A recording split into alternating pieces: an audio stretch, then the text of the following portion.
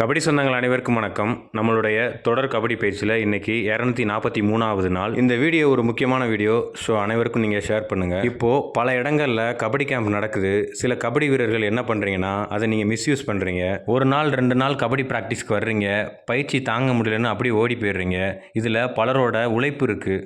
நீங்கள் சில பேர் பண்ணுறதுனால அது எல்லா கபடி வீரருக்கும் பாதிக்கும். ஒரு கபடி கேம்பை சக்ஸஸ்ஃபுல்லாக ரன் பண்ணி முடிக்கிறது அது அவங்களுக்கு தான் தெரியும் அது எவ்வளோ கஷ்டம்னு. அதனால் நான் மறுபடியும் சொல்கிறேன், கபடியில் நான் பெரிய ஆள் ஆகணும், கபடி தான் என் லைஃபு, கபடிக்காக நான் என்ன வேணாலும் பண்ணுவேன் அப்படின்ற மட்டும் நீங்கள் எந்த கபடி கேம்புக்குனாலும் போங்க. பல பேர் என்ன பண்ணுறாங்கன்னா வீடியோவை பார்த்துட்டு உடனே டக்குன்னு மோட்டிவேஷன் ஆகி கிளம்பி கபடி கேம்புக்கு வர்றாங்க. ஆனால் இங்கே உள்ள ரியாலிட்டியை பார்த்துட்டு, இங்கே உள்ள கஷ்டத்தை பார்த்துட்டு அப்படி ஓடி போயிடுறாங்க. ஒன்று மட்டும் நல்லா கேட்டுங்க, லைஃப்பில் கஷ்டப்படாமல் எதுவுமே கிடைக்காது. அதனால் இஷ்டப்பட்டு கஷ்டப்படுங்க, மோட்டிவேஷன் ஆகாதீங்க, டிசிப்ளினோடு இருங்க.